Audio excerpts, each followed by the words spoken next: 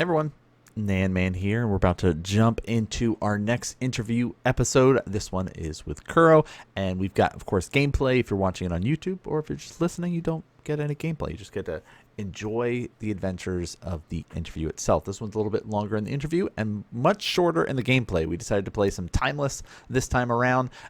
So if you're not familiar with Timeless, a lot of people play best of one Timeless decks, and it's just like combo and go fast. So we'll see how things go. We did it as a best of three, but it's still very, very quick for it. So enjoy the interview. Let me know what you think. Let me know who you'd like me to be able to interview next for our show. But let's jump into it.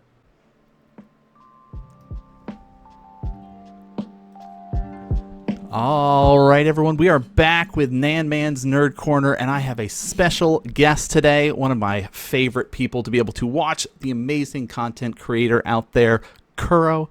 Thanks for joining us today. How you doing, bud? Hello. I'm doing quite all right. Good. So, of course, I've been lucky to be able to hang out with you and know a little bit about who you are, and we'll let everybody else know a bit. But why don't you let all of our listeners or watchers, whoever is hanging out with us, know who you are? This is your turn. Tell me about yourself. All right. Well, I'll take my turn. Untap, upkeep. Hello. I am Kurohitsuki. I'm a just Magic the Gathering Commander content creator. Hey, giving my love to Magic the Gathering, to the community through various forms of social media. Mainly on Twitch is where you'll find me playing Commander games way too many times a week. Instagram, TikTok, all of those glorious places where it's just Commander all the time, Magic all the time, general nerddom all the time. But yeah, that's what I'm about. I love this game. I have 52 Commander decks, which is not enough. We keep going higher. Can't stop, won't stop. That's largely it. No, that's a great little intro. So like, I first found out about you through the streaming process as well, like being able to see you streaming Commander and everything. So I figure we can at least start with the stream aspect of things. All right. So first thing, talk to me a little bit about your journey from streaming. Like, you've gotten a good schedule in now, but you started out doing like Rainbow Six Siege and Arena and Commander. Like, you've gone all over the place. So a lot of people might look at you now or go to your Twitch and be like, oh, he's got so many followers. He's got, see your social media presence. But I want to hear more about the journey to get to where you are now, to lock in, like, this is my stream schedule, this is what I figured out that works best for me. So like, how's that process work for you? Yeah, so I mean, like, when I first tried it, so the first games I really streamed for like Rainbow Six Siege. That was like my first main game, and God, I still love that game. But I always, you can kind of see their face right there. The first two streamers that I ever just like truly fell for, Ammunition and Sasslin. They were both Siege content creators at the time, and they just, like, by watching them, I learned how to manage a stream, right? Where it's just like, hey, there's people talking in a stream, and you're able to kind of juggle that and play a game while that's going on. And here's how to kind of just like run a community and different things going on in the Discord and moderate this and everything. But also, I think the biggest thing I learned from both of them, and especially Sashlin, is how you can like be yourself and also content creation, right? Like, apologetically and unapologetically, like, yourself, right? Authentically, warts and all. So it's like being able to kind of see that you can, do pretty well for yourself while not having to kind of have this persona that you put on. Mask, right? This persona was really big and really good to learn from the beginning. Because certainly from far away, I'm just like, oh, everyone is just kind of not really being themselves. But I got to really see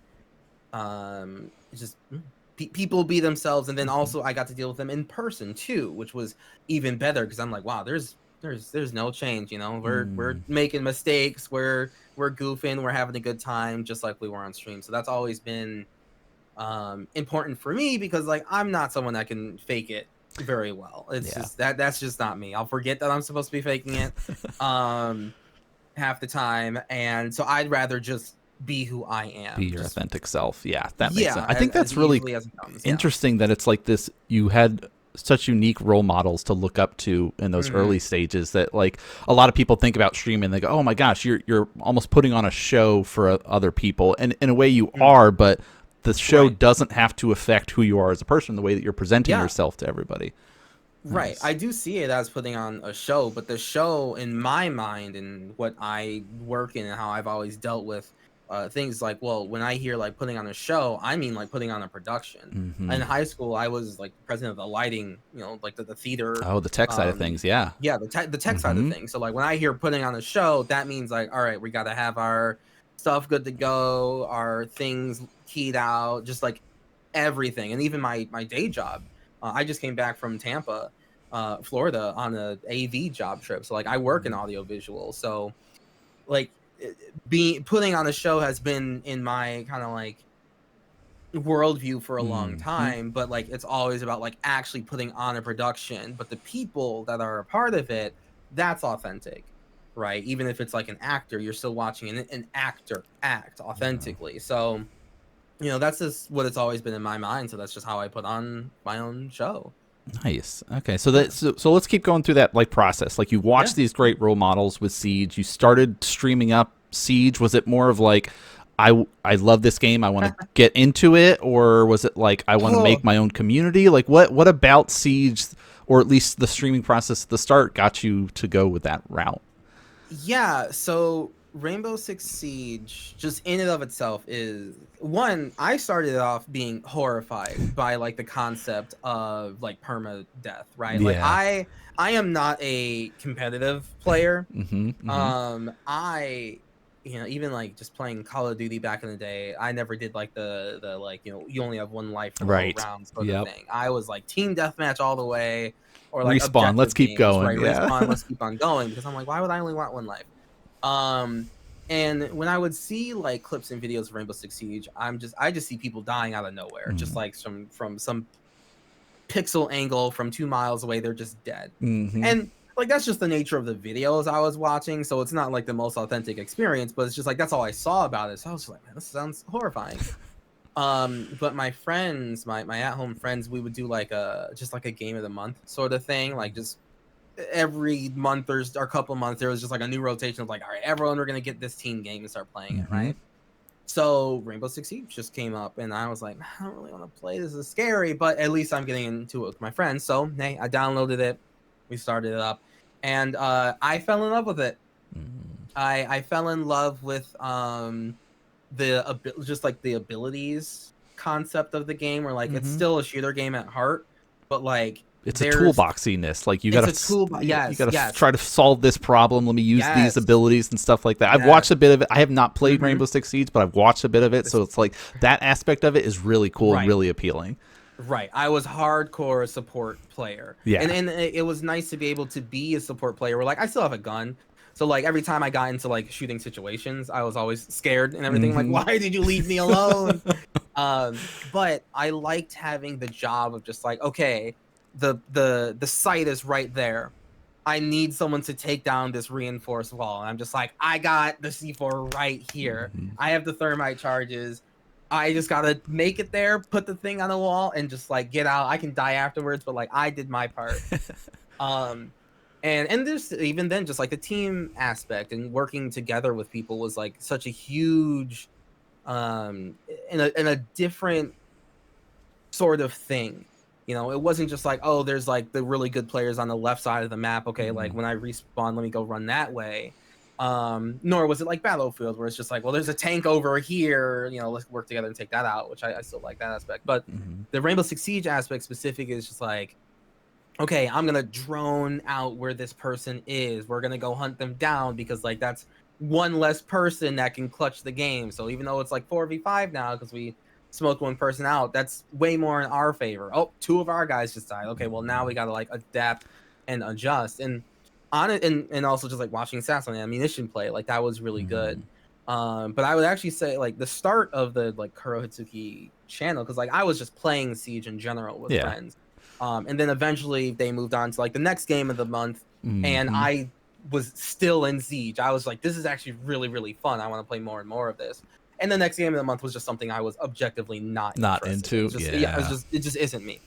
Um, So it's just like, okay, well, I want to keep on playing, and my friends aren't playing, but I kind of want like voices. So I started watching streams, started watching Saslin, and in her community, just like most toxic environment games, it's real difficult to play Hmm. it as a woman or femme presenting, or more than anything, femme sounding. Yes. Um, Yeah, I get that. and It's a little bit toxic out there in the interwebs, especially in the gaming incredibly. scene. Yeah, Right. yeah. Right. And the thing for me was just that like Rainbow Six Siege is a game that more than almost any other game, the communication aspect is so important. It's incredibly important. Where like not having your microphone on is experiencing 25 less Mm. percent of the game than you should be. And I never liked that people just didn't feel comfortable turning on their microphone. Hmm. So there was someone in Assassin's chat just like one day who was just like, yeah, like I also am a woman as well. I play this game and it just sucks that I like can't have my microphone on because it just turns into a It's toxic just a thing. And horrible this was experience. Yeah, yeah. yeah, and this was back when they had when team killing was Oh, uh still a thing. more So you could just sit doable. there and Yeah. like, oh no, yeah, okay, Yeah, that's like just like, literally they would just shoot you and it's just yeah. like an awful time for everyone. So Mm-hmm. and I was just like I don't like that. Mm-hmm. That's not okay. So I reached out to them and I was just like, hey, listen, we're both in the same community. We both follow the same person. I'm, I think, hopefully you can trust me not to be toxic. I'm just offering if you want to be able to play this game with people who follow the same streamer and clearly like believe in the same things, hey, we can just like play together. And like that person ended up setting up my Discord Oh, right sweet. when I first Okay. started, right? So Yeah. like kind of just that progression of just like I want people to be able to experience this wonderful and very unique game the same way I am, or at the very least like everything that I'm able to experience, because that's what you should be able to do. And that started with just women playing Siege, and then that kind of extends further and further into Magic the Gathering, where I'm like, on a visual aspect, I want everyone to be able to experience Magic Mm-hmm. the way I do, where there's like 4 screens and I'm analyzing people's boards and I'm talking out loud and I'm seeing chat and interacting and everything.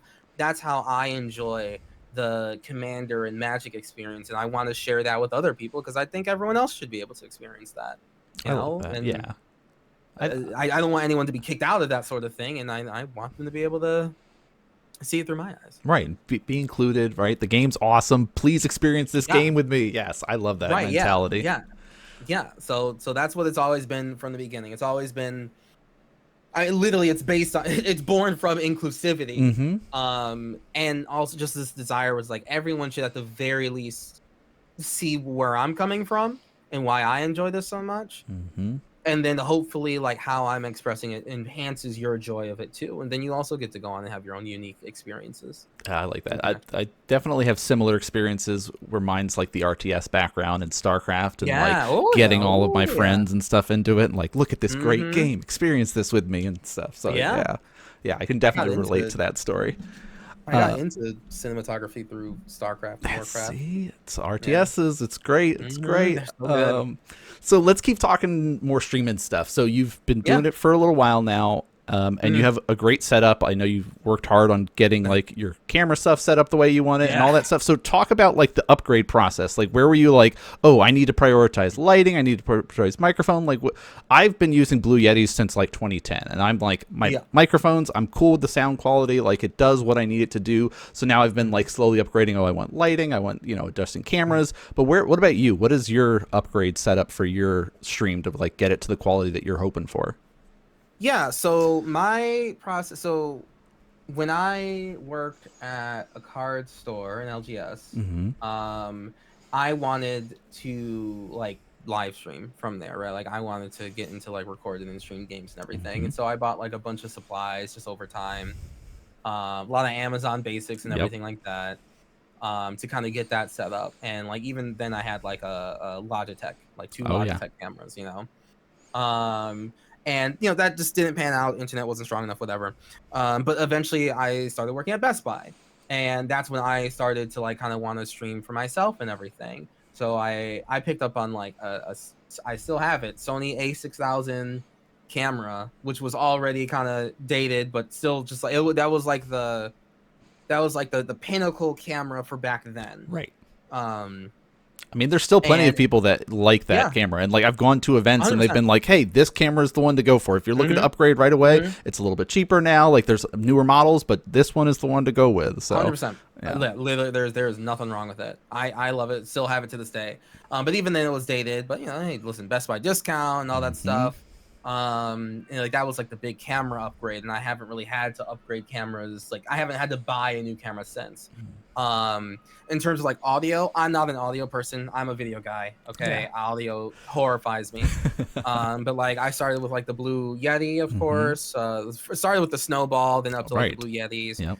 And then I went to like an XLR, but like the Logitech, the Wave 3, I bought that immediately because of the software on it. The routing software that allows you to have like distinct audio tracks is like that peak level of just like really customization on my side, on my end, that like other people don't see, but like they see the output of it. That's like exactly the like behind the curtain stuff that I love, and being able to have that. So the Wave platform, I can't imagine me moving off of that anytime soon. Okay. And then the quality's more than good enough for me, for sure. And then actually I just upgraded to some new cameras, and that was actually through like my first ever brand deal sort of thing. Nice. And I got like a nice camera upgrade that way with like some moving 4K camera things. So like that's pretty freaking neat. Awesome. But yeah, just like a very, very slow progression in terms of like the gear. I always knew that lighting was important, so that was always like an aspect of me. You see my kind of lights changing over here. These are like some nano leaf lights that I bought back at Best Buy years and years and years ago, but like that software has gotten better to where like it can connect to my stream and everything, which is great. And people can use the lights and flash and all that sort of stuff. When I had Siege on, it's like when I would die, they would like flash red and everything like that. Like that sort of presentation aspect of like putting on a show, putting on a production. That's the type of stuff that I like to add to what I'm doing to, just make it more engaging for me mentally, to kind of find puzzle pieces to put together that make everything look cooler. And hey, hopefully stream enjoys it too. Right. Yeah. And like you said, like the chat gets to interact with it sometimes with the lighting and stuff like that, which is cool. So what's your like, if you're getting ready to start your stream, like you've got all your guests ready for Commander or something like that, what's the like setup look like for you? Are you just like, all my stuff's ready, I just kind of press go live, we're good to go? Do you have a bunch of stuff that you have to do before you actually go live every day? Like what's that look like? Yeah, so the way my mind works and how I make sure I'm constantly suffering, I must be suffering in some way, shape, or form in order to feel like I'm doing something. So like it used to just be like, okay, I never did the Excel spreadsheet, but I would just kind of like set up games. I'd ask someone if they're down to play. I already had a schedule. Like I had a schedule from like Siege days. It would just be after I was done working at the card store. I knew I would be back by 11 p.m. So like that was my stream. That's your window. Time, like at all times, right? And then I worked at night. So it's just like, okay, these are my night things. So I was used to having a stream schedule from the beginning. That was always there from the outset. And that was also something I always heard streamers should have like the sooner you get a schedule and can stick to it, the better it is for you. And also schedule in breaks. So I would schedule in days where I was not streaming already from the beginning. And then like just having now like just a job where I'm working in the day and everything. It's like I've adjusted my schedule. So now it's just like Mondays is actually I just changed it too, but like Mondays it's like from 6 to whenever the first pod ends. Tuesdays is from 6 to the 6 and then 3 hours after, and then 9 to whenever that ends. Wednesdays is D&D night, so I'm off. Thursdays is as soon as I get home from work at like 5:30. So there's like no time. Yeah, but, just jump right into it there. Yeah. And then after that, I go over to Tabletop Jocks and do that live stream, or I don't.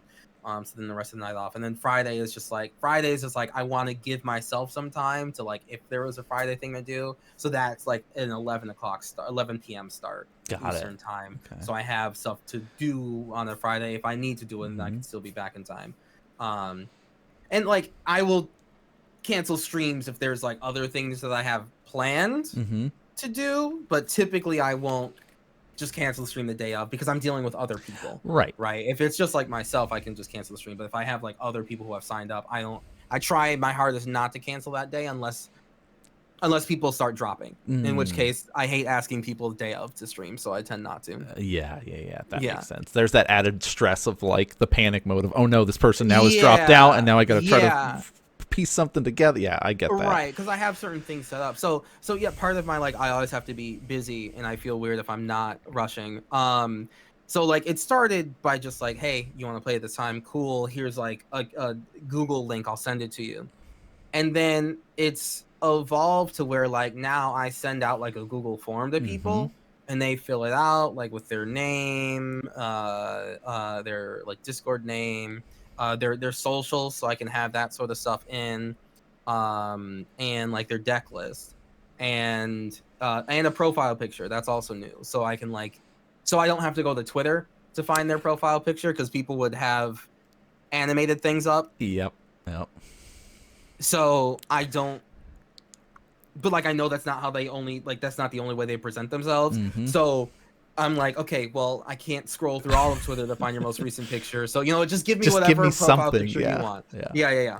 So it's like I try to be as I want to have my streams in such a way where people camera gesture things.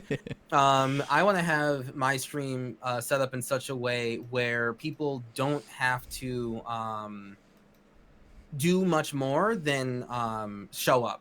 That's what I want. That I want because people are as the host. You're like this. I've got everything ready for them. They just be here, be present. Exactly. Yes. Okay. Sweet. Right. You don't have to post that this is happening if you want. Like, here's the ad that I made, but like if you don't want to, that's fine. Like I handle all of it. All I need is like your name, your deck list, profile picture, social, so I can make sure that stuff is included, and then we're good to go. And then show up. And that's what I have the process at right now. So like here's a Google form. And then the Google form links to a Calendly thing that will let people sign up for whatever date works for them. So I don't have to say, oh, I'm playing on these days. It's just like, no, if these dates work for you, right, then like it's good. And I just make sure those dates align with my work calendar and my time off and, scheduled time with friends. Okay, well, I'll make sure I don't have the stream open that day. And that worked great for like 3 weeks. And then it kept working great, and I would start stream and have nothing to rush to do. Like stream would just start, and it would be fine. And it felt weird. It felt weird to be prepared. So I'm like, okay, well, how can I make things even worse for myself so that I'm like still got to keep moving, never stop. Yeah, because it feels weird when everything is working out. It just doesn't feel right. So I'm like, I could have the ad done like during lunch. Or yeah. But if I set this time up just to do it right, exactly. If I'm rushing to get the ad done an hour before stream, then that means I'm never stopping, and that's great for me. So it's just like I will enhance my stream and make it easier to run for everyone's involvement, and then I'll add more things to my stream to make it still more difficult for me because I don't feel comfortable being at rest. I completely understand that. I need some fire to put out. It's that energy, that panic mode of like, okay, we got to keep going. Yes. I like that. Yeah. So that's me. So like right now I'm like, okay, like I'm trying to get a new overlay set up. I'm trying to find other ways to make that like that process easier, so then I can make it harder for myself later. But that usually means that there's like an upgrade in the stream itself. So right. It all pays out in the end. Yeah, everything works out. Yeah, I'm mentally at peace by being overstressed, and chat gets a new emote to pop up. They get some cool stuff to play with. Yeah, exactly. Yeah, everyone's happy. Right, it all works. It's great. Everyone's happy.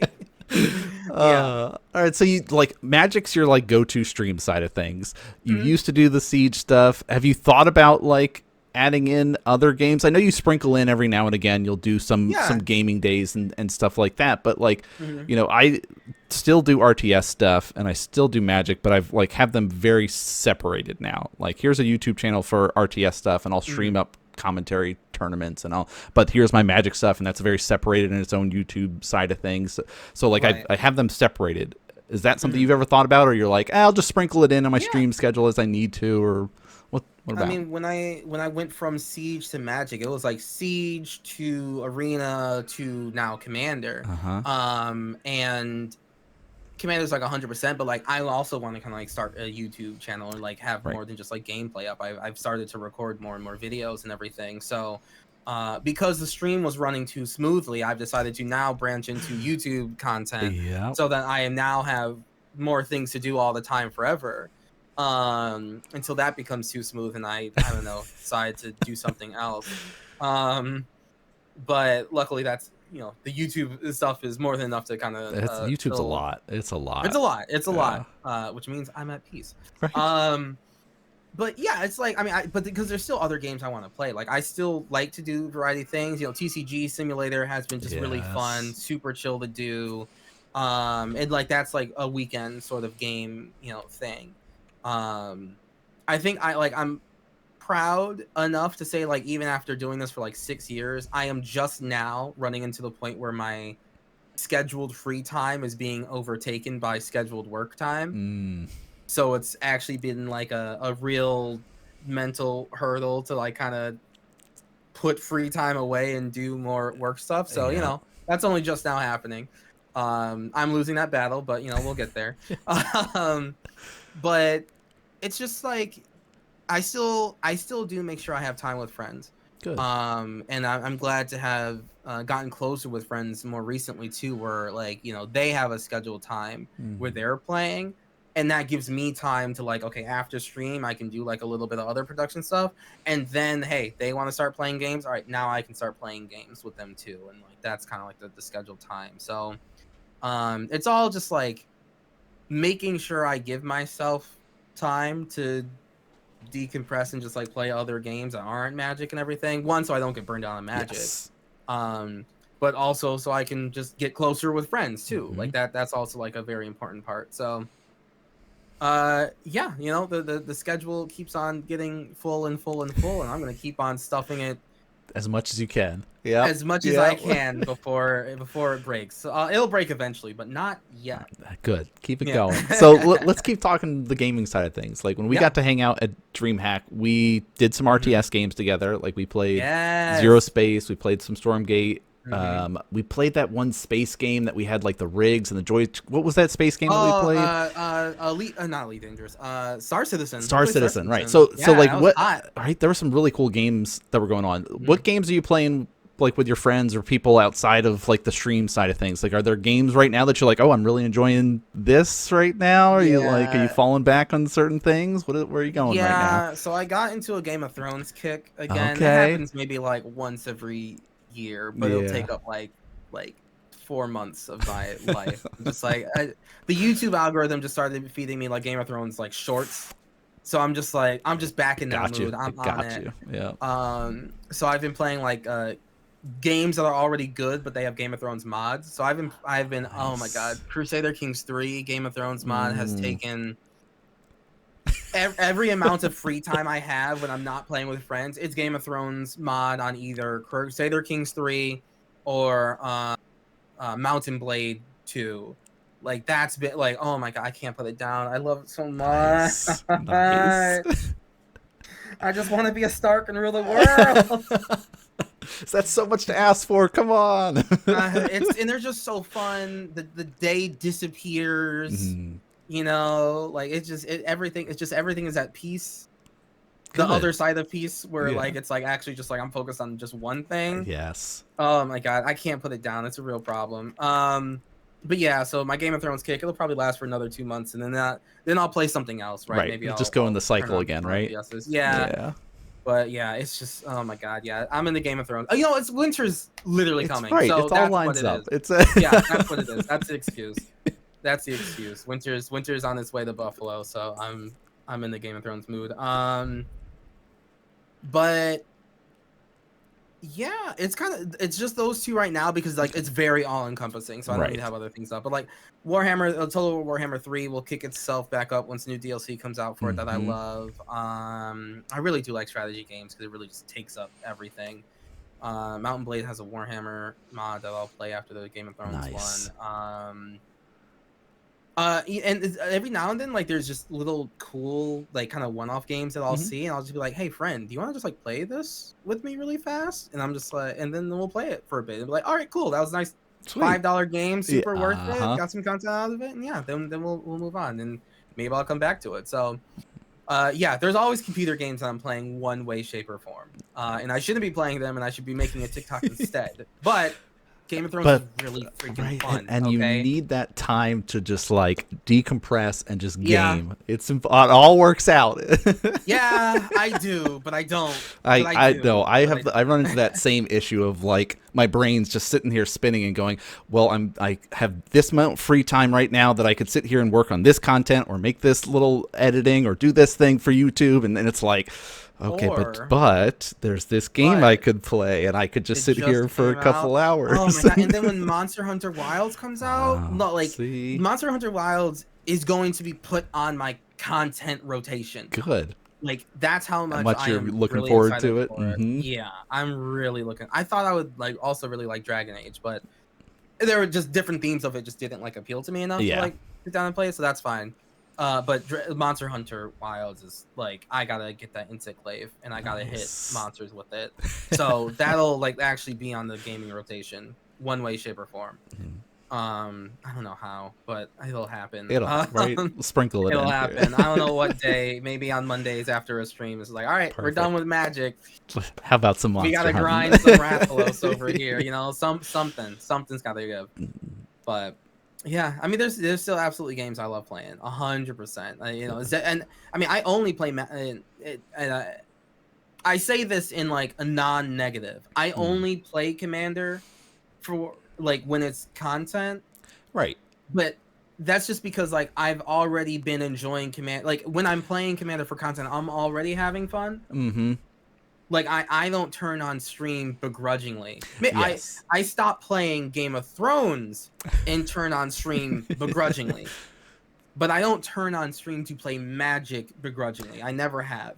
I am excited to sit down and play Brina, Aragorn, Attempsis. Like because I built these commander decks because I love them. Right. I love every single one of them, even the one I hate. And it's just like I build them all with purpose, and it's like it's part of my own expression. And I make sure all 52 of my decks play differently. So like it's a fun time for me, and I get to spend that with 3 other friends and chat, right? So like that's my social engagement.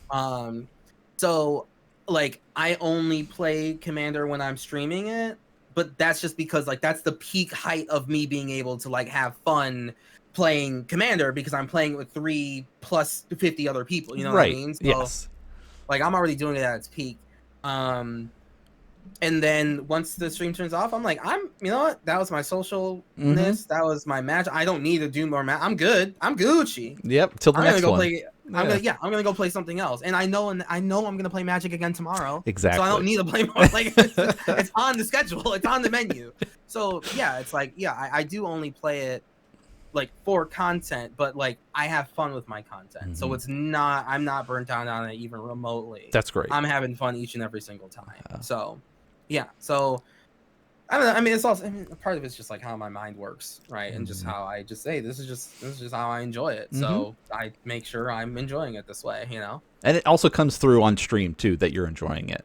Like that's a big part of it. Which is great. Yeah. Which is great. I'm happy that people like the me and the playing with me because that makes me not have to think about me at all. And I'm just like, okay, I'm going to make this pretty. I'm going to make this pretty. I'm going to add this feature. I'm going to make the lights flash and do this.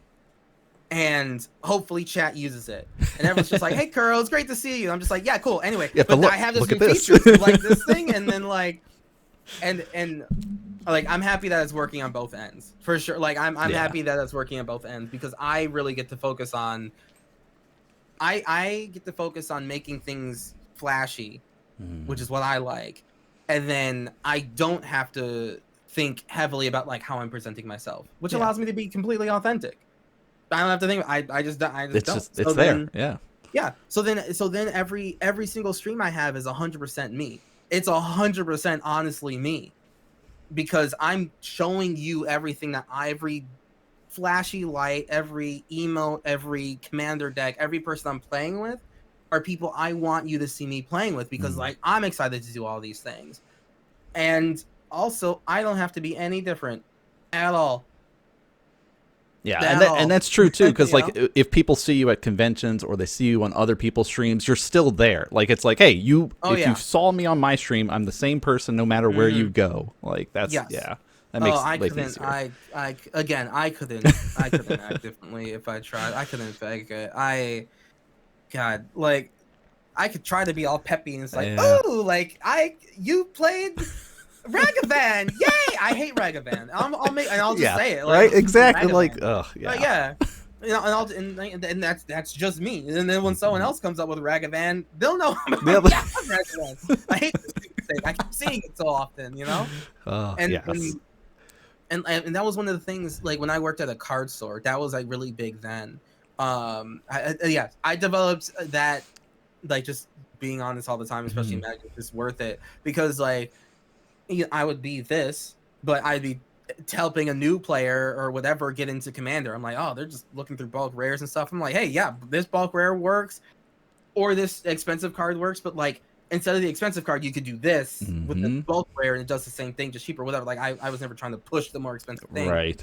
Um, and and the thing is like, okay, I mean, if you work in retail, you kind of get this. You deal with many people a day, but like that one person remembers you. Mhm. So it would be like one week I helped someone build, Alesha, and I would be like, okay, well, for Alesha, these cards are good.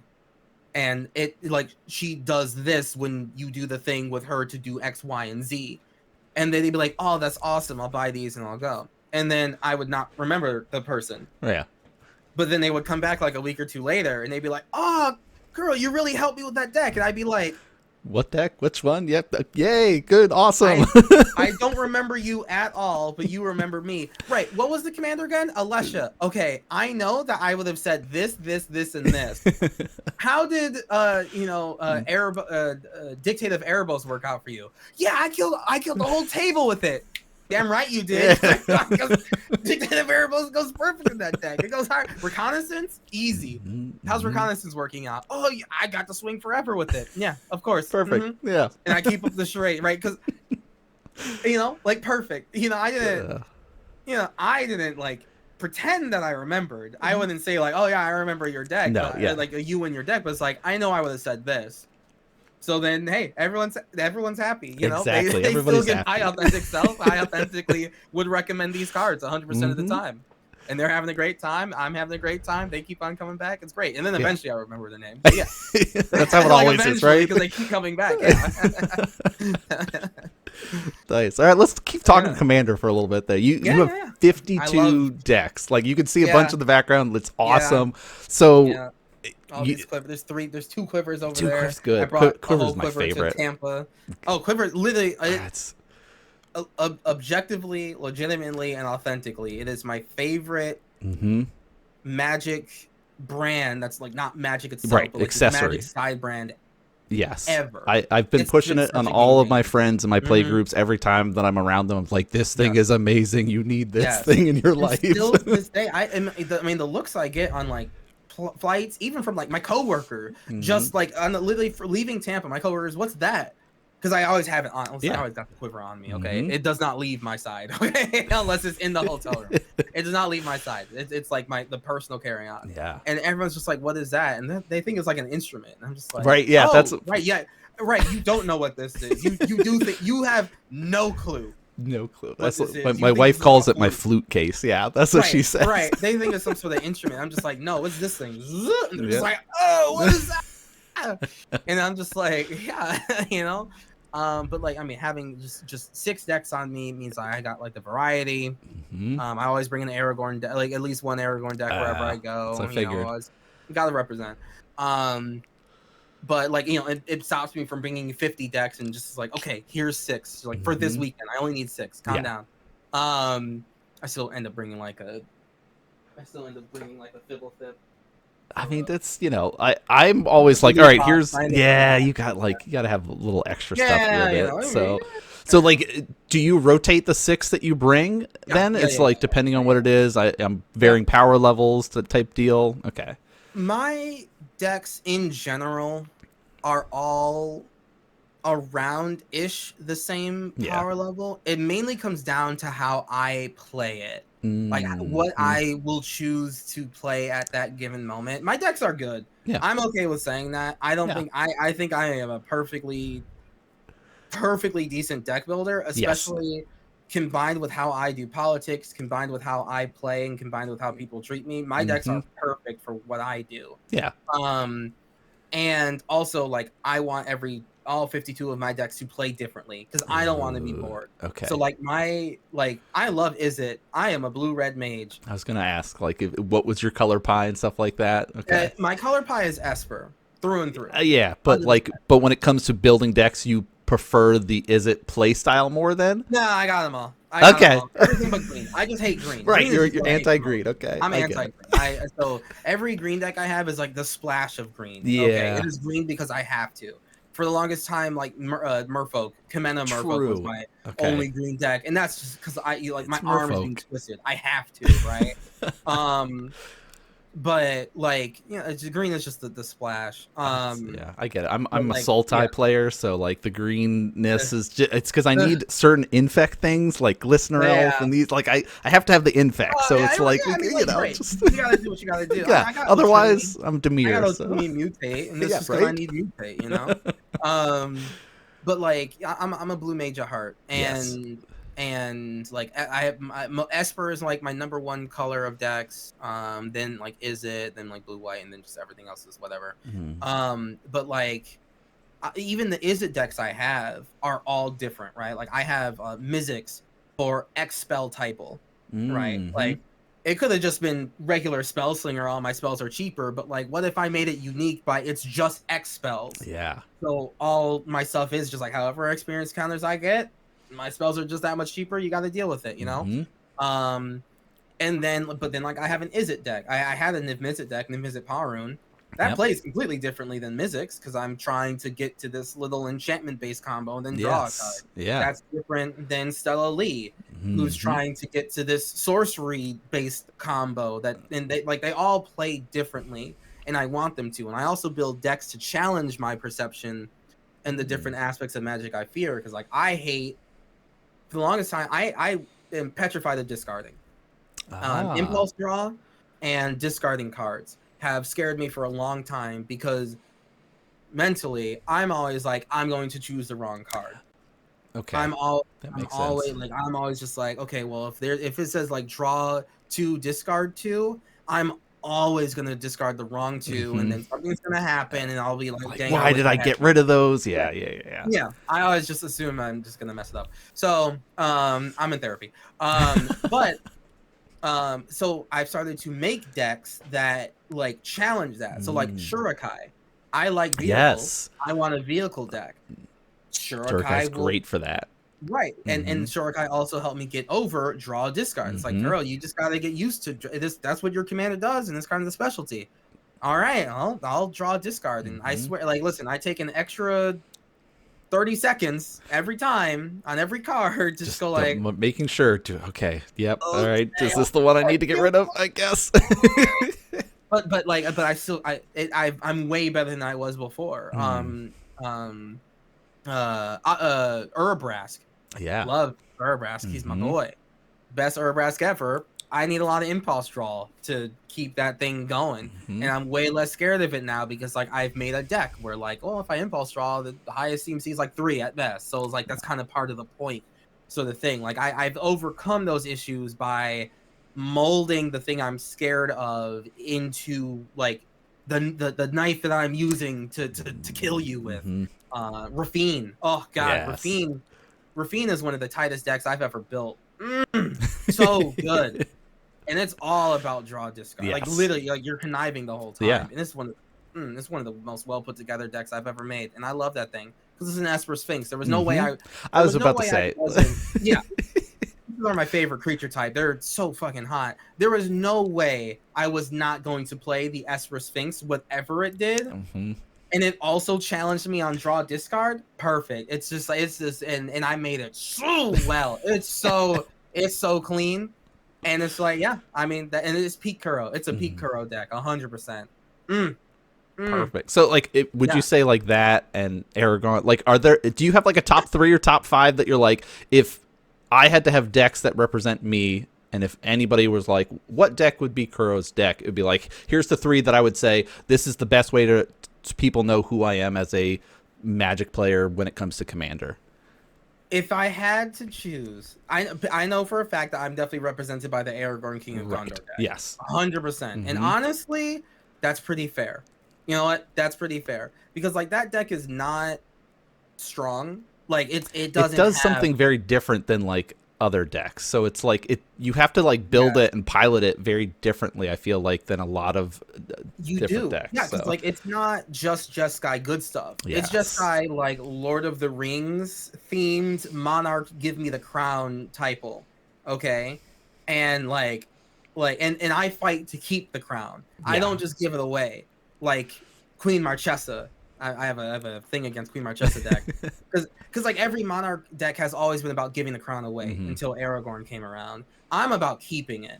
But I'm gonna keep it by using Lord of the Rings cards Cool. Yeah. and by doing human soldier typal, not human Mm-hmm. typal, human soldier typal specifically because Aragorn fights with fellow human Yeah. soldiers of Rohan and Gondor, not Mm-hmm. just like your random peasant, like your random citizen. Right. That's not Aragorn's theme. Mm-hmm.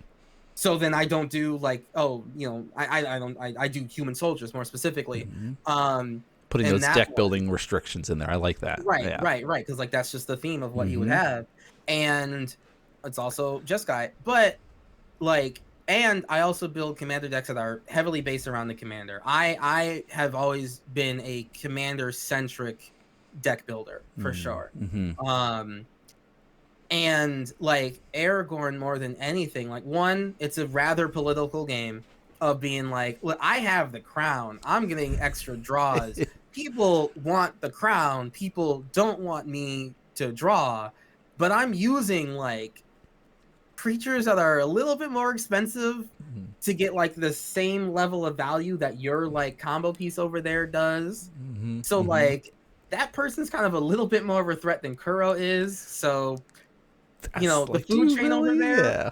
the food chain over there is not worth the crown that Kuro has Mm. right now. Which and then like you know, I just keep on playing some more mana cards, you know, just little humans and creatures over here, Mm-hmm. whatever. And then eventually, well, I play Aragorn, and Thing you is, let me have the crown. thanks for letting me have this. I get to swing at you, and I literally just simply say you Yeah. don't block. Yeah. And yeah, honestly, that is a pretty peak Kurohitsuki Mm-hmm. deck of just like politics, uh themed cards that I refuse to leave from despite there Mm. being better options. There are no angels in this deck because there's no angels on Middle Right. Earth. Makes sense. Except for Core the Grace, that like, you know, that one's a struggle, okay? Mm-hmm. Um that one breaks with the theme, but simply because I have to. Um but like no Aurelia or anything, Right. and like it just plays to the theme. I still somehow win. Like that deck shouldn't win. I like it really it just shouldn't. But Magic the Gathering is a game in and of itself where there's so many ways to get to that win. Where yeah, I don't need an infinite combo in Yeah. this deck. I just beat the crap out of you because I have one guy, my Mm-hmm. commander, that says if I fulfill the Kurohitsuki condition of keeping the crown, I I destroy you. I literally say you can't block, and these 5 little 1/1 humans have a shared animosity, and I swing at you, and then and you're dead. And yep. Good luck. And then that's it. That's just it. That's just and you know that's part of like the aspects of Commander that I like to share with people. Whether you just like look at my deck and you see that you can build a Lord of the Rings themed deck and it just kind of works out. You can build Mm-hmm. a Monarch themed deck and it kind of works out. You could play with lesser ish cards, but like the synergy is good enough where it just works out. Um, yeah, I mean that's how I view it. That's how I'm enjoying it. Do you enjoy it too? Let's play a game. You can see me Yeah. play that and 3 other people who probably aren't playing the same way, you know? Mm-hmm. That's fine. And Yeah. like my streams don't have any deck restrictions, Right. right? Like like I like everyone I do. I've gotten lucky by playing with content creators for sure. I'm not like 100%. I know that like not everyone's experience is my experience for sure, especially like with the guests and the people that they play with. But I'm always, you know, rule zero for sure, and just like um enough people around me have the wherewithal and the mindset to have a good game, Yeah. whether it's a good show to put on or just like everyone's having a good time, to want to bring those decks around. And that's what I end up running into, and that's why the whole stream just, you know, is typically just a good vibe. I think there is something to be said about that, of like Mhm. everybody wants the decks to do the thing. Whether they do it and win is a whole different thing. But like, is your deck designed around your commander? Cool. We want to see you try to do that. We're going to try to stop you, but we want to Yeah. see you do it. The goal is to have fun and see what cool stuff everyone has built and brought when it comes to the streams and stuff like that. And so I Mhm. think you have been lucky with that regard. If a lot of Oh, people have that a million mentality, and percent. it's like, Oh my it gosh. definitely Yes. shows. Yeah. No, I've been super blessed by the people that are want to play with me are absolutely good people to play with, because yeah, 100%. Well, I think Nope, we both that's have all luck. heard That's all experiences luck. of other people's streams Yeah. or other Yeah, people's yeah, play yeah. groups that have like, oh, Mhm. it something didn't line up with this play group, and one Right. person, you know, like that Mhm. happens. It's part of Commander, right? It Mhm. does happen, 100%. kind of thing. So 100%. But I do like that when people chill with me, that they can see, you know, not 9.9 times out of 10 when they're playing with me and they're watching me play, like this is the type of experience that I wish every player was having, whether they're sitting down at an LGS, whether they have friends over, whether they're playing over a spell table. I want people to see the games that I'm having and why I'm having so much fun, and I hope that you're having those sorts of games too. 1,000,000%. nice. I like that. That's Yeah. great. So let's talk a little bit more, Games. because you've been on some like in-person Commander shows. You do your, of course, your regular streaming, but you've been on Mhm. Tabletop Jocks. You've been on Tolarian Community College, Shuffle Up and Play. How Yep. has those like in-person Commander games, like for a show like that, been different than like just the online, we're going to do like the Commander at home type deal like that? Every time I come back from one of them, I always try to take some aspect of that experience and add it to my stream, so that the people who are playing with me get just like a little bit of that sort of taste, right? So like part of my um desire to have things like done up ahead of time, right? So like your name, socials, blah blah blah, all of that stuff, so that you don't have to come with anything but like yourself. That part of that comes from just like being on TCC and just kind of having like that stuff sort of already done. Nitpicking nerds, you know, Yep. when they were doing their streams, or sorry, their pre-recorded videos. 'Cause we're all from Buffalo, or both of us are from Buffalo based, From the so same area. Yep. right. So kind of being there early on and being on a number of those, I kind of like, I'm used to being on camera. That Yeah. part's never an issue. But just kind of like, okay, this is kind of how like a live stream, a live production is run. And then when I go to different people, it's like, okay, these people do the same things. Oh, this group kind of Slightly does it different. differently, but it's different and better for what they're doing. But like Professor couldn't do that same thing, because that's just not how that stream that production is being run and everything. So it's always, I'm always looking like how It's a the learning background experience. stuff Yeah. of Yeah. things. Yeah. For sure. Yeah, I'm always looking at like the background things. Like when I get to a studio, I'm just like, how's that camera hooked up? Yeah. What rig are you using for Well, this? yeah, What's your what's that lighting right? like? I don't What's even it? look at the camera. Like my very specific like production mind is just like, how did they get that 90-degree angle like straight top down with this camera? That's Yeah. how I do. And then it's like, Okay. oh yeah, it's a good camera or whatever. But how did they set that up? You know, that's the first thing I do. And then it's just like, how did they get everyone's information? How did they place the play mats? How did they set things up? Like that's the first thing that I always focus on. And I appreciate each and every single production that I go to. Um and then I focus on the game, Good. right? Then Yeah. I just focus on having a good time. I mean, they seem to like my authentic self enough to want me to play with them, so I do that.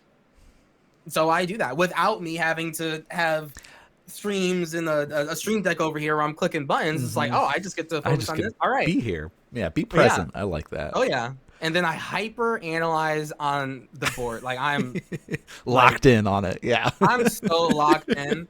I'm so locked in. I'm like, I'm not even limited by like having to focus on stream and then also the board True. state because Yeah. of how I have things set up. I'm still able to kind of like look at it all. But oh my gosh, you give me like no chat. No extra distractions, just going over here.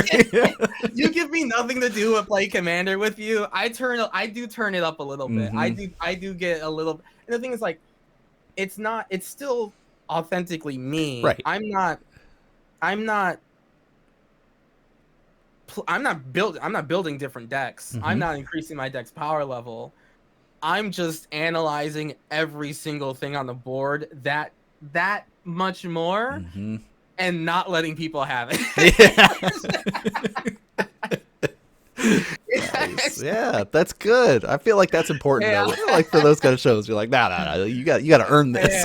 Yeah. I make sure. I mean, I earn every win that I do get on them, and I earn every loss too. Yep. I make them fight for it. Good. So like, I'm focused. A little bit more of like the behind the scenes aspect for those types of shows. Like, what does that look like if they call you up and they get you and they're like, hey, like if Joe calls you and's like, I want you to be on 2 episodes while you're in town for Tabletop Jocks or something like that. Is it like, let's have a deck discussion of what decks to bring? Or is it just like, hey, we're thinking of doing this type of deal for this episode. Do you have anything in this wheelhouse? Like what does it look like for you on that behind the scenes aspect? It is different and similar per person. It comes down to which production wants what type of deck. Got it. Joe wants people to be able to go hard. Yeah.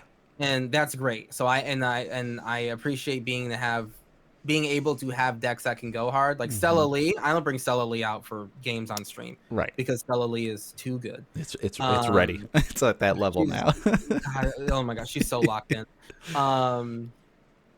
That's the worst pre-con I've ever seen. It's crazy. It's the worst pre-con because it is the worst way to teach people Magic. It's so convoluted at first when you're just like, yeah, I'm gonna basically be building a Storm deck that doesn't have Storm in it. Essentially, when you get like crack open the box and you're like, oh, I see how these pieces work together because we've played Magic for so long. But a new person, it's like, what? I couldn't lose. Like if you open up the OTJ pre-cons. And if you accurately hit every trigger that Stella Lee has in the deck, you can't lose. Yeah. And I didn't miss any triggers, so I never lost. But like if you're a brand new player, you're gonna miss 50% of your triggers. You literally can't not. You can't. You have to have that is it mindset and experience to go like, okay, Gutter Snipe. Boom, boom, boom. This one and then this one. This triggers. Yep. Stella Lee, prowess. On cat, like you gotta. Then I did, so I won. But but like yeah, it's each person, each different. Yeah. Each person's content is different. Yes. But it typically does come down to a future deck discussion of just like, hey, what do you feel like playing? And this is usually done like more than a month ahead of time. Like definitely more than a month ahead of time. And it will typically match up again. Like most of my decks tend to match up. I tend not to have to change my decks around, because I have 52. Like I mean, if there's not one of these that has something in there that you could work with, and what are we doing? Yeah, right? at this point. Like, what are we doing? Yeah, and the cards themselves are fine, and I leave that up to like the person. Where just like they see the cards and they're like, these cards are fine. I've always been the type of person where like it's the gameplay and how someone plays these cards that's more important into how we're going to like enjoy this game. I'm not the biggest fan of tutors per se, right? So like if someone was to ask like, oh, like if someone asks are tutors okay, I'm gonna say yes, tutors are okay. They're not my favorite. Yeah. Right. I want to have like a game where everyone gets to do the thing. And if you feel as though 6 tutors are a little bit like not going to allow that, you know, that's up to you to swap that out for something else. And people say like, oh yeah, I'll swap these out. I'm like, okay, sure, fine. No, whatever. That's totally fine. And it typically, like, say for oh, sorry. The reason I say that it's different but the same is, like, because everyone does ask. Every channel does ask, what deck do you think that you want to play? And I'll, like, suggest this one. Typically, it's just, like, a newer deck that I've been playing around with, whatever. They're like, okay, that's fine. Because they'll look at the cards and they'll be like, Right. hey, this deck is Seems perfectly great. fine. Yeah. Then when I get there again, I'm locked in and focused, and my deck becomes way better. Yeah, right. It helps. It helps. The lines all cross up. It's like the 7. You're like, wow, that's a 7 right there. It's like, if you look at it from a different angle, that's a what? That's crazy. That's wow. That's just an infinite. It's an 8, but then you turn it to the side. There you go. Bit. Oh my god. But yeah, I always like match whatever the feel is. Yeah. I don't think I've ever had to not take that deck and then bring a different one. I don't think I've ever had to do that. Deal with that. Yeah. There's been some times where I've had to take out certain things to match the meta of that channel / community. I've had to do that, and I did not like that. That's such an interesting experience, because it's like you want to be able to line up with what, like you said, the meta or what the channel feels like, but it's also like, well, I'm almost pulling a bit of the identity from the deck to do that.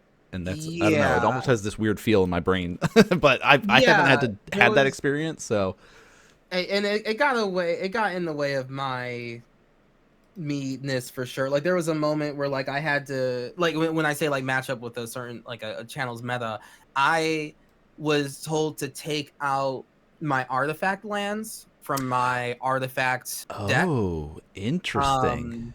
Because they didn't want me to be completely hosed by certain, like, hate things. The collector oof. Yeah. Right. That makes sense. Yeah. I hated it. Yeah. Right, because that's just like, I get it. I'm prepared for that to, like, happen. Like, I won't complain. I'm not the type of person that would complain that they allowed oof or anything like that. I will try to kill it, obviously, right? Like, I'm okay with just kind of being prepared to fight against collector oof in one way, shape, or form. Or just, I mean, listen, I ran the risk, okay. But the benefit I get out of having artifact lands is that, like, I have, like, 2 more combo pieces. Right. Yes. So, like, there's that affinity aspect to it. Yeah. Like, I'm ready. Like, I know what I did. But I think, like, it was just to match the meta, because that wasn't even to match other people's decks. That was to match the meta of that community, or that channel. So, you know, that was, like, I think the only time where I didn't enjoy, like, kind of any deck restrictions. But every other channel has just been like, yep, Kuro, this deck looks fine. Yeah, absolutely. And then staying hits real hard, and it's like, damn, that's crazy. That's crazy. That's crazy.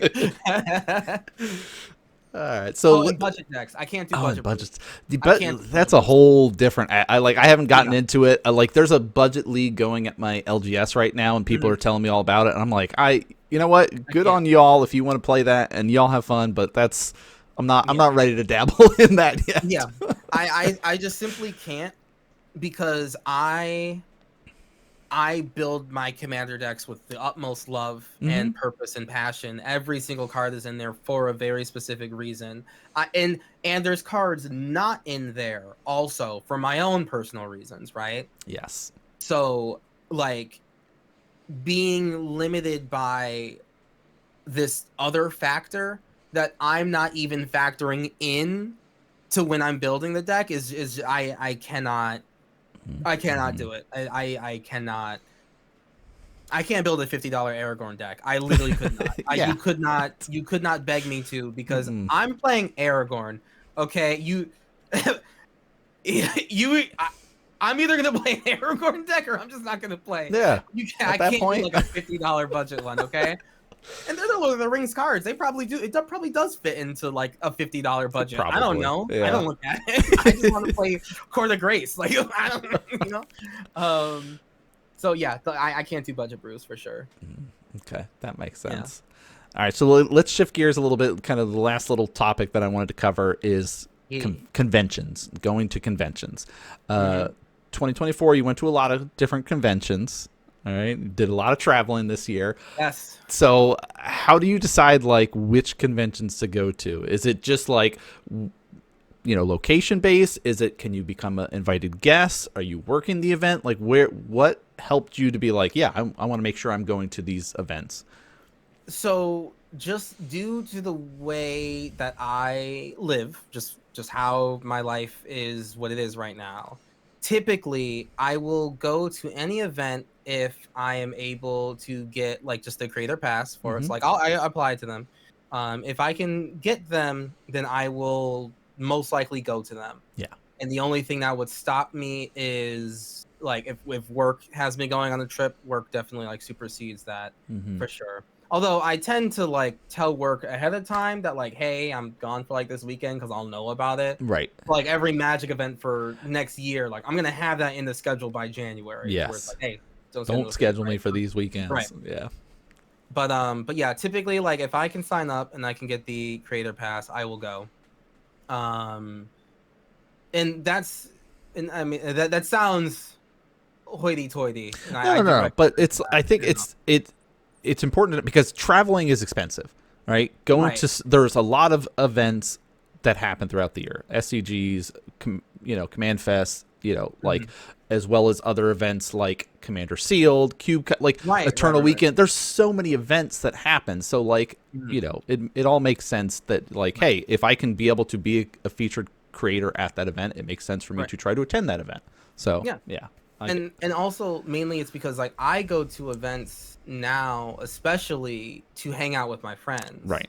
That's 90% of the reason I go to any event is Mm-hmm. to hang out with other friends there. I mean, there's like networking and wanting to put on a good face. And it's like, oh, Yes. wow, you guys wanted me to come? Like, oh, I mean, like, Why, okay, if you thank want, you. you know, Yeah. yeah, like there's always going to be that aspect of just like, oh, like this is a sign that in my career that I'm still doing well, that people want to Mm-hmm. have me over. That's great. So I say yes to those, but I'm always going with the intention of just like I'm gonna hang out with my friends, and I'm friends with other creators, so I want to be able to go in the same rooms that they're in because it feels awkward to not do that. So, Yes. um, yeah. So I typically like every event. I think pretty much every event, but SCG events I've gone to, I've been a featured creator in. And SCG events happen to be like on the East Coast. Yeah. So the like SCG Yeah. events fit that like nice little sweet spot Yeah. for us East Coasters that are like, Right. Right. oh, Right. Right. okay, Right. this isn't that far of a travel thing. Right. Like it's a little bit easier instead of like, And oh, they're I free got to entry anyway. fly to Vegas or I got to fly to Right. Right. Chicago and like, I don't, yeah. So Right. Right. Yeah, and they're free entry anyway. So yes. like DreamHack, PAX, and all that, like Mm-hmm. those were creator things. But I mean I also like try to make sure that like as a creator I'm doing something there too. It's not just like, hey, I'm here and whatever. Listen, I'm terrible at vlogs, but I try to make it up for in different ways too.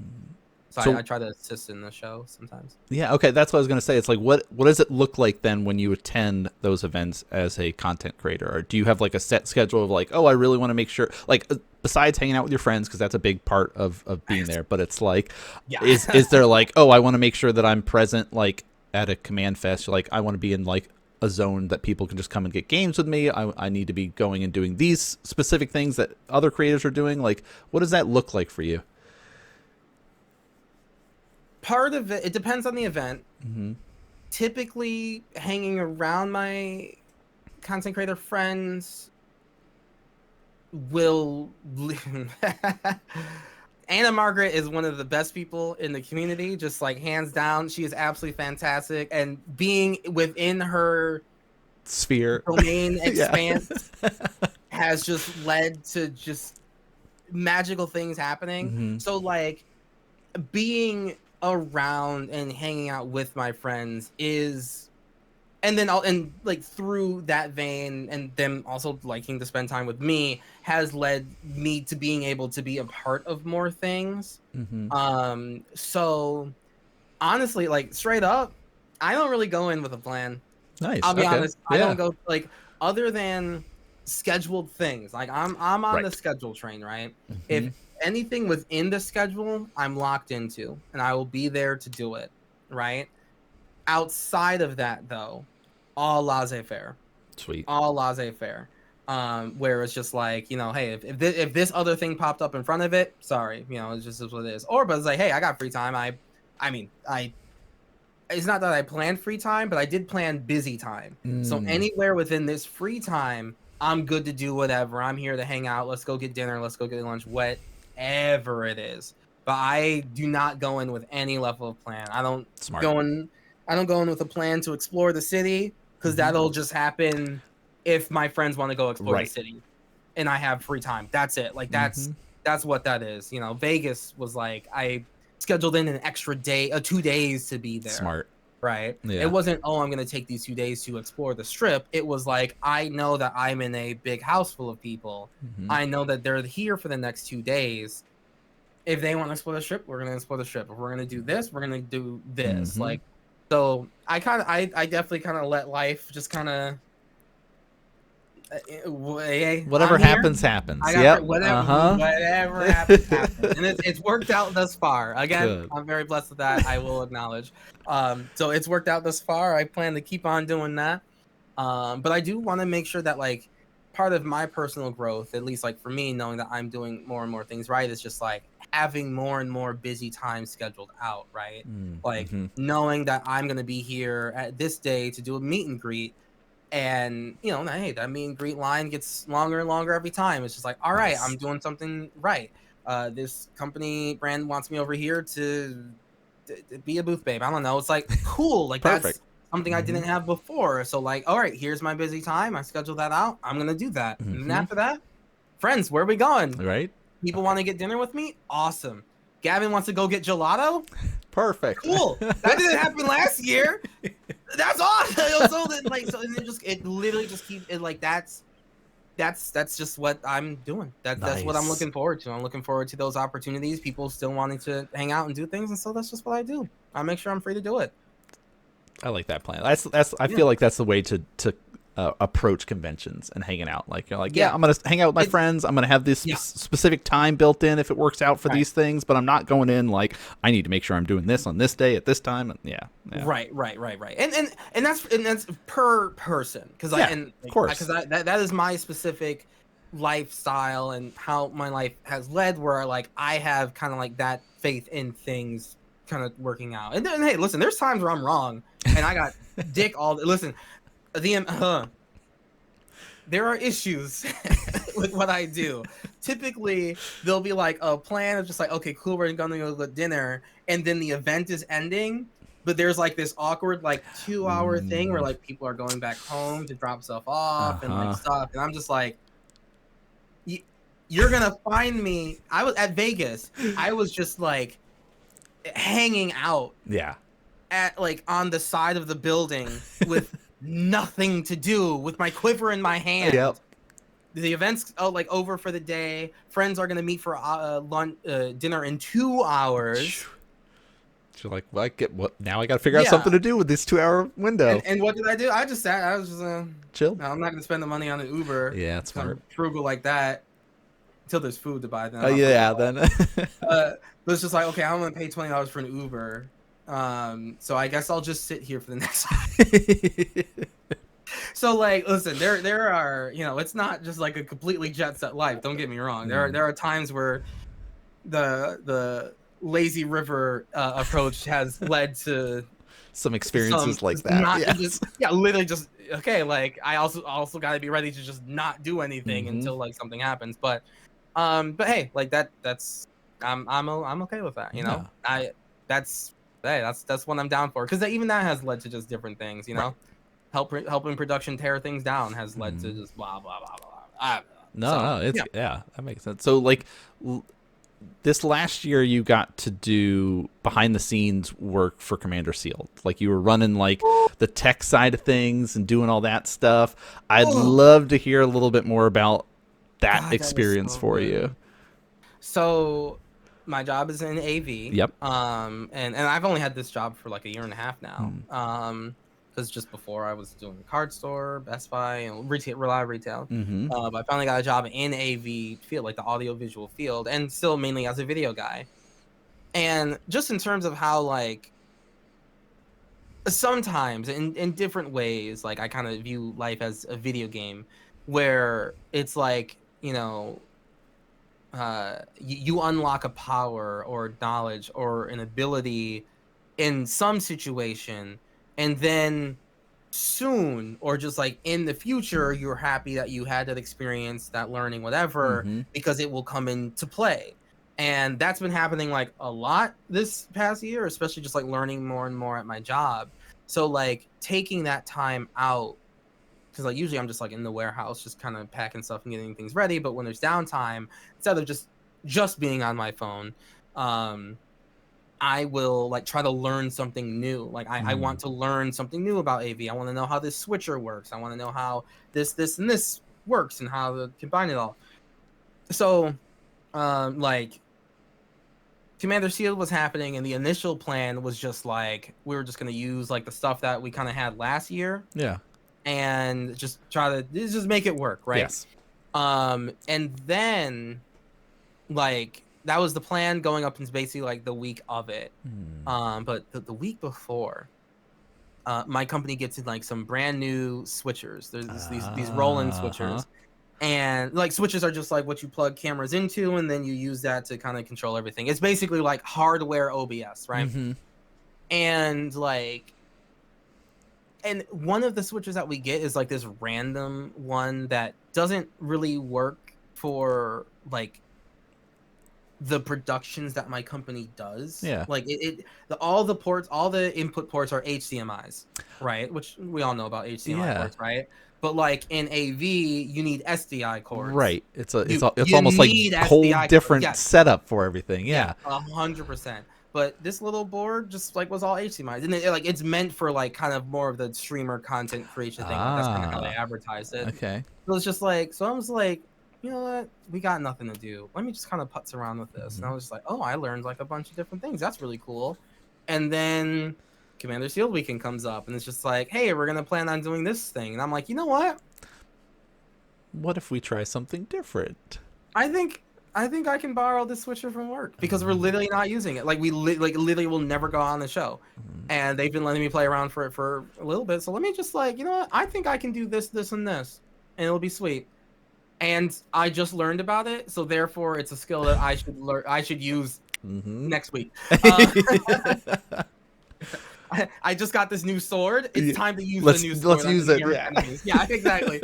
So I brought that. I brought a bunch of gear from work that they let me use. So it's like, oh, Mhm. cool. I got armed with these new things. Let me bring it. And all that expertise I learned the week before. And thank God I did, because the stuff with Commander Shield happened and all this blah blah blah. So then like I kind of became like the main production guy Yeah. for it. Running with it. And it's like, honestly, awesome. It was Okay. sick. It Good. was one of the best. Like I mean, I went. The goal was to like play Magic when I got Right. there, or not when I got there, but like going into it. Going But into then the it just event. became like, nope, I'm gonna do this production thing. But like I got to use so many tools from work, so much Mhm. knowledge that I've learned over the course of the last year working in an AV field, to now do this production and try all these new things. And working with Cop was amazing. Working Mhm. with Spectacles in Blue was great. And we put together this super cool show that is even better than last year. And I got to just be working and twisting knobs the whole time, and I just had so much fun.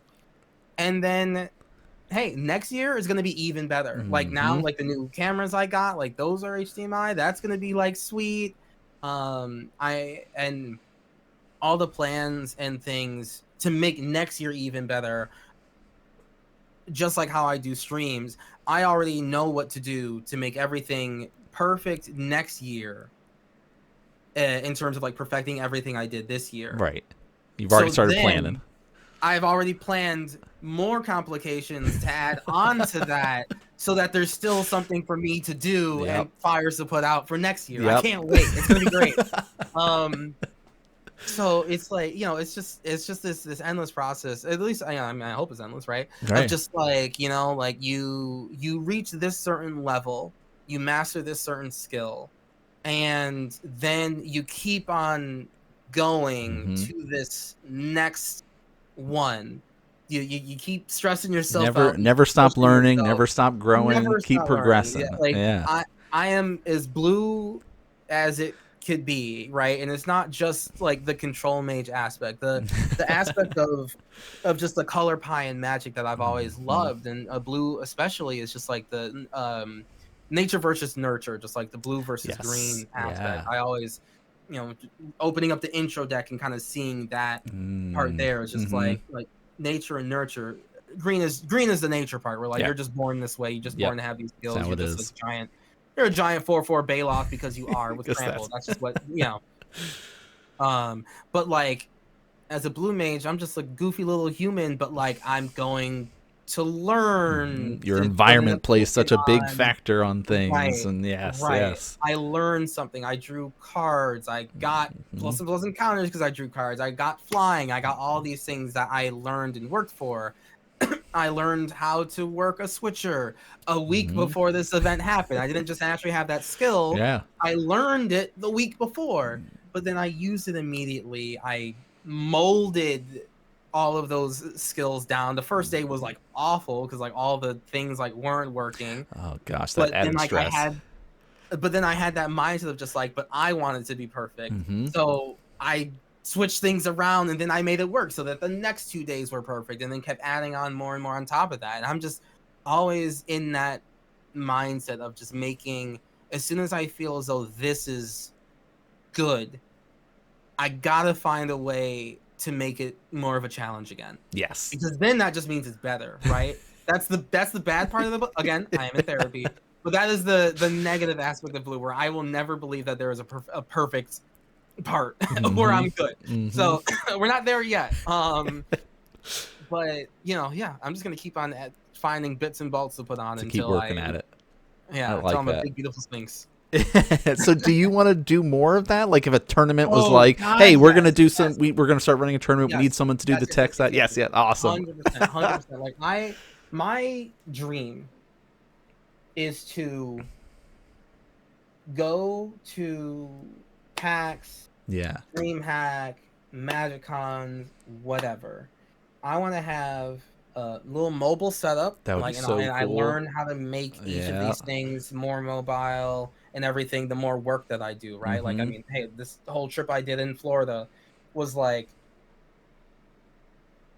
a true stress test Mm. of making sure your gear has the right chords Mm. and bringing extra chords when Just people in fail you. case. Yeah. You know, and but like just doing this thing is like I want to get to a point where I can just like, hey, you hire Kurohitsuki to be there, and what I'm going to do is get my content creator friends together, and we're going to demo your game. Mhm. We're at PAX East. There's or DreamHack. There's a bunch Yeah. of Lots of companies, demos. Yeah. right, doing their demos. I want to record us doing that demo. And like one, my content creator friends get to be paid because like this Mhm. ideally this will be like a service like through Yeah. PAX and everything. Those games who don't get to have that like organic content creator Mm. outreach because that's just like not in their budget, that's just Yep. not in their mind space, whatever, get to have content now that they Mm. didn't have before, so they're happy about it. And then the DreamHack is like a more of an appealing place for brands to go because they Mm. had really good demos and all that stuff. Like that's what I want to do. I want to have like this nice mobile kit where I can just set up, Boom. Ready get to a go. table, Yeah. get these things, get my friends having a good time, get brands happy, get the building happy, blah blah blah. I did my thing. I have a bunch of fires to put out, and at the end of the day, it's a really good product that made Yes. 12 different people happy, including Mhm. myself, and I was paid for it. Yeah. And cool. And then I get invited to the next one to do the same thing. That's what I want. That is my end goal. To play with my friends Mhm. Yep. continuously. Get them like work to do things on, but like work that was absolutely worth it for everyone involved. Yeah. That's my overall goal at the end of the day. That sounds awesome. And we'll see how quickly I get there. You know, Right. we'll see. Well, you have that goal in mind though, so it's like you now just got to start working through those steps to get there. Like that's Yeah, and as someone like you with that tinker brain, like okay, I have this problem, I got to work through this and keep going. yeah. Like I feel like that's going to be a nice accomplishment when you get there and be like, yes, here's the Oh yeah, finished project. Look at this. Look how awesome this is now. yeah, Yeah. yeah. I'm looking forward to it. One day, one of these days, I'm Yeah. gonna have this nice custom case that I just like open Boom. up. Fucking Ready. 5 laptops just pop out. I'm just ready to go. I'm Yeah. like, I just need power and an Ethernet port, and I'm And good we're to good. go. That's it. We're good. I'm gonna plug it in. The lights are all gonna flicker. Yeah. So much power Fine. being used. It's fine. Don't worry about it. It's gonna be its own heat sphere over Oh here. my It'll be God. great. Yeah. Bring around a fish tank for liquid cooling. It'll be Yeah, great. right. It'll be fun. Oh gosh. Yeah. So But yeah. that's sweet. I like that plan. I can't wait to see it Mhm. up and running. So, have you thought about what conventions you want to go to in 2025? Just Everyone I can get whatever. in. Okay, cool. That's easy enough. When I get a trader pass too, you know. 'Cause Yeah, that's true. and for me, it's like okay, that shows that they like Mhm. what I do. Cool. Mhm. Uh, And if I already know that they like what I do, so I could just do what I already do. But then I'm jittery. So let's do Yeah. extra. Right? Yes. Yeah. Let's do Keep it extra. moving. Yep. You know, as soon as I know that I'm at a good enough level, it's time to do even more Good. because you know that's I need to be busy. I like that. I like that. So, what's your Yeah. like creator goals for 2025? Like, are you working more on YouTube? Are you doing more like I'm going to try to Yeah. do more shows? I'm going to do focus more on my stream. Like, have you thought about it at all yet? Since we're getting close All to of the it. end of the year, all of it. Nice. I haven't thought about it at all Okay. because that's always been the goal. Yeah. More Right. more is always the goal. Yes. So in terms of plans for next year, more Good. YouTube, Mm-hmm. more streams, more other games, more edited content just in general, more Yep. TikTok. Literally, it's always more is always the goal. So no, I don't even I don't plan a year ahead. I don't even Yeah. plan for like next year. It's Right. just like where am I going the next couple months? This thing, okay. Like what am I Sweet. doing extra there? Yeah, but no, it's always just more. Nice. Okay. Always keep progressing. Always keep moving forward. I like that.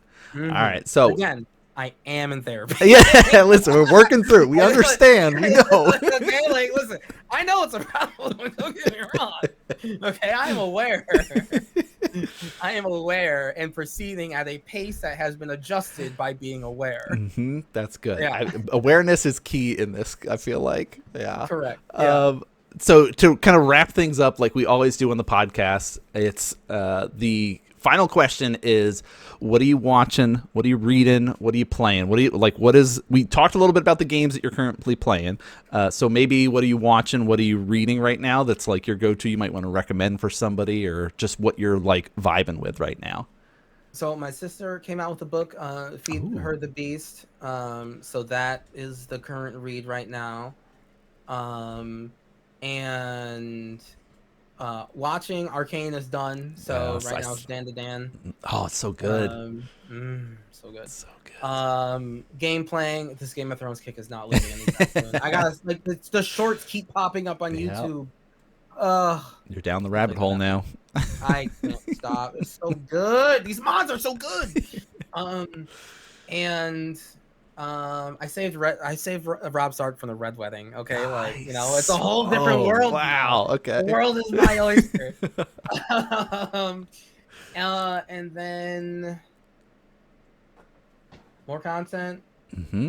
And also like the challenge with the more content thing, like it's not even the more content part is more of a self challenge than it is necessarily like wanting more content out. Like I want more content out in the general scheme so that more people see me, like my vibe, come to the streams, have a good time, love Magic like I do, blah blah blah. That's like even the more content part is just like I just want more because more will let people see me more. But like I know, just like I was scared of impulse draw, scared of discarding because I always feel like I'm gonna discard the wrong thing.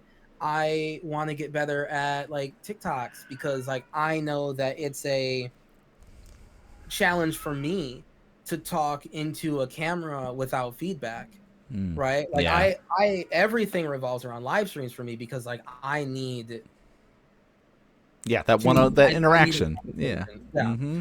Yeah. I can talk at chat. Fine. Yes. Right. But Yeah. like, I TikToks and need. YouTube have that different mentality of you're Yeah. like, Yeah. I'm doing this and I'm talking as if you're here, but you're not really here. So it's like this Horrifying. whole like, and let's put Petrifying. it out and hope that you interact with it the way that I want you to. Yeah, it's a Petrifying. yeah. I'm scared of that. Yeah. But so like the YouTube content is a challenge to figure out how I can get in the move/groove of that. Mm-hmm.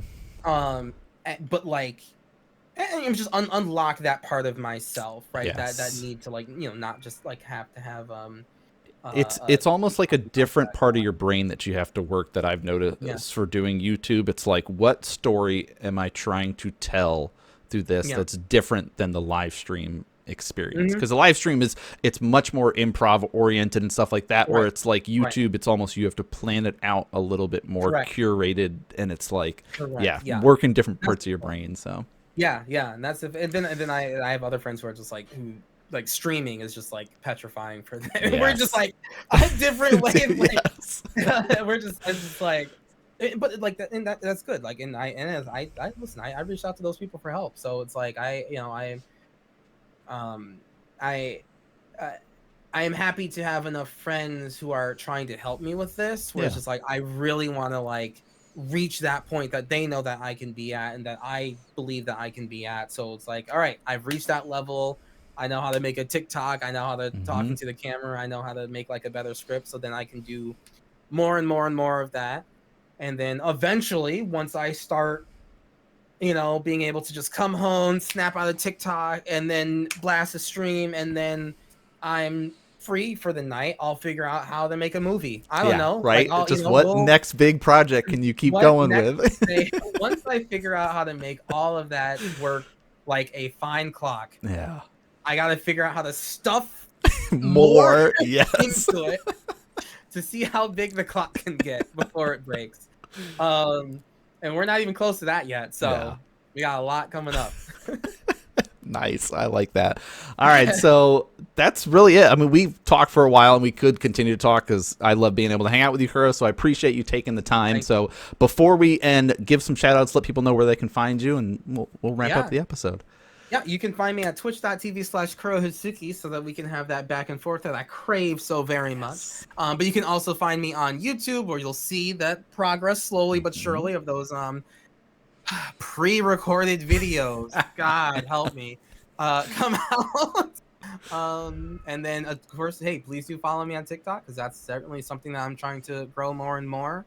And yeah, I mean, listen, I'm just pushing for it on every platform. Blue Sky, especially. That's just where It's a everyone new one. in Magic has gone to. But I am still on Twitter because not everyone's there. But Yep. yeah, like it's just you can find me everywhere. Hopefully, you just see me everywhere because I am just trying to do more and more and more with life so that I can get to that pinnacle peak where I have my own little LLC company and it's like, oh, we get to work with Kurohitsuki. We're gonna make content for games and my friends have fun and I have fun and everyone's rocking out. So that's the goal. Awesome. Awesome. Thanks, Kuro. Well, everybody, thanks so much for tuning in who's watching on YouTube or listening in the podcast form. We really appreciate you guys. Do all the follows, subscribe, and all that good stuff. NanMan's Nerd Corner, wherever you guys can find it, or The Real NanMan is all the other stuff. I should probably compile it all together, but who cares? You guys know where it's at. Go find it. See y'all.